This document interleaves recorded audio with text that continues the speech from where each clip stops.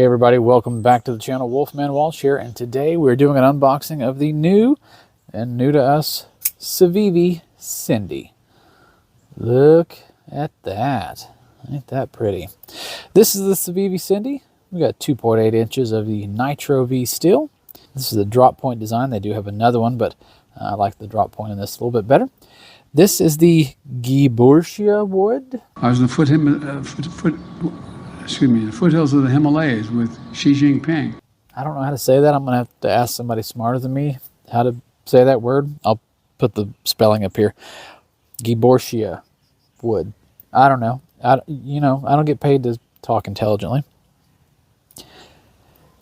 6.5 inches overall. That 2.8 inches of blade steel. This is a Ben Peterson design, and I think this is awesome. It is simple, it is elegant. I wouldn't say it's a beater knife, not by a long shot, but this is a very very nice, gentleman's carry, everyday carry situation type of knife. So one of the things I like most about this knife is it has some hidden features. Almost kind of a hidden flipper tab right there. You see that? There's no big bulky flipper tab on the back. It's this very small little flipper here, and it works wonderfully. It's not really a flipper, it's more of a pusher. You just push down on it, and it actuates so well. It also actuates so well because it is on bearings, but that straight down action just does a wonderful job of deploying this very light blade. Nice little liner lock here. Covers about 80%, if not more. And there's some other interesting tidbits about this knife. If you've seen this knife before, you're already going to know this, but it comes with some hidden features here in the back end. One of which is tweezers. Look at there. Like the old Boy Scout knives of old and Swiss Army knives. This has a set of tweezers, and on this side it has a toothpick. I mean, I guess if you've got some crooked teeth, that'll really help out. But toothpick, have not used the toothpick yet. I have used the tweezers, so I do know that they work.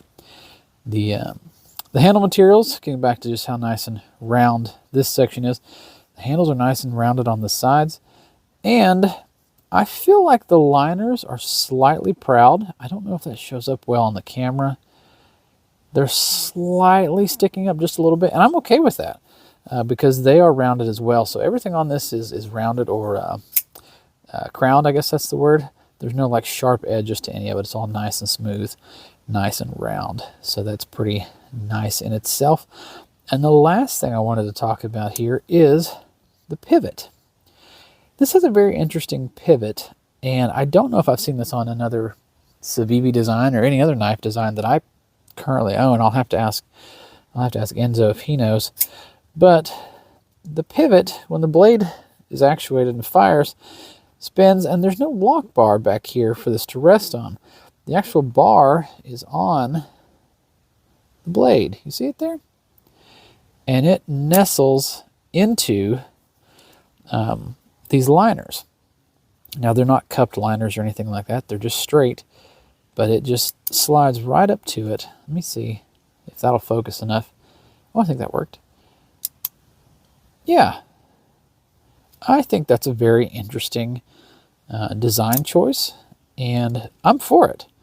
That's pretty cool. That's not something that I can think of that I've seen on other knives that I own. So I'm going to pull out what I was actually carrying today. So I have the Rough Rider Apta there, and then my main carry was the 8010. Now the 8010, of course, that big triad lock, it doesn't do that. The crossbar lock is stationary, and the blade rests against the bar, not the other way around, or not the bar into the liner. So I think that's a very interesting design. So there you go. You can also see size-wise there what we're looking at in comparison to this versus that. Now, given this is a massive chunk of a knife, but this is your typical traditional size folder, so it's right in that same category. So I think it goes pretty well, being your traditional carry for the day.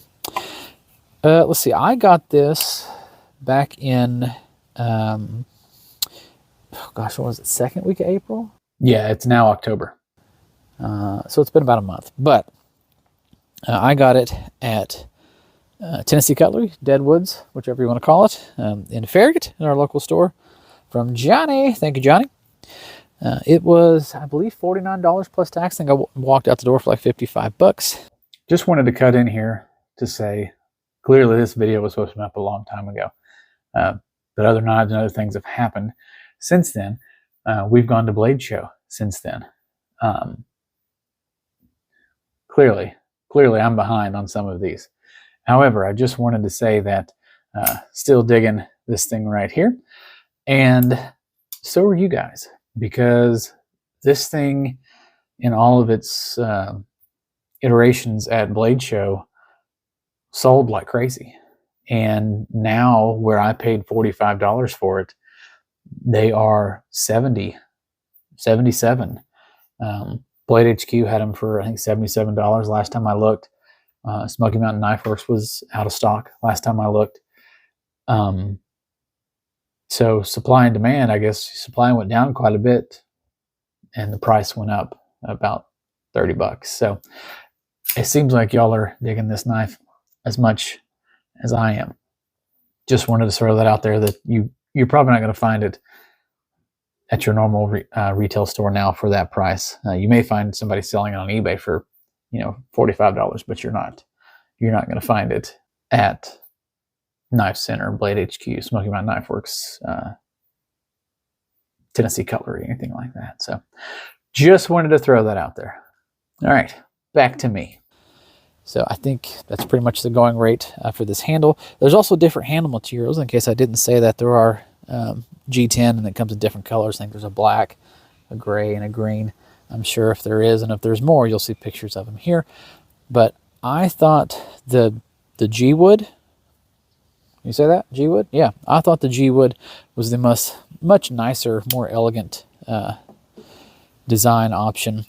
And I didn't have anything with wooden handles, so this was my first jump into that. I think it was a good idea. Let's see, ambidextrous on the pocket clip. You get, again, I feel like flippers are ambidextrous because you can do it either way, and I can still use my left hand to use the liner lock here. So it's ambidextrous, but technically speaking, it is a right-handed knife. So that's fine. You can flip it around to be a lefty as far as carrying it in your pocket. So what do you think? Y'all like this? I think I like it. I don't think it's like, it's not breaking the bank. It's not blowing my mind like, oh, this is the X Factor knife of the year, da da da.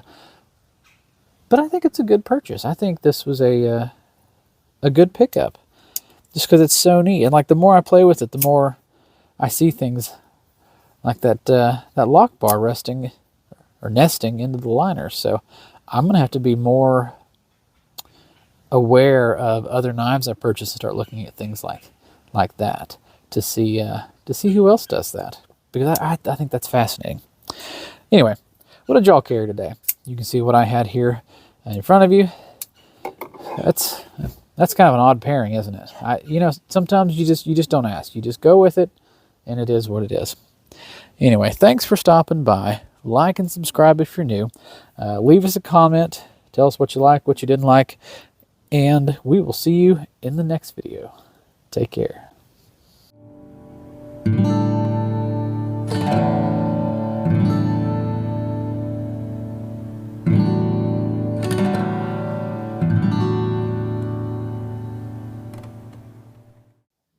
And one more for those of you that stayed for the after credits.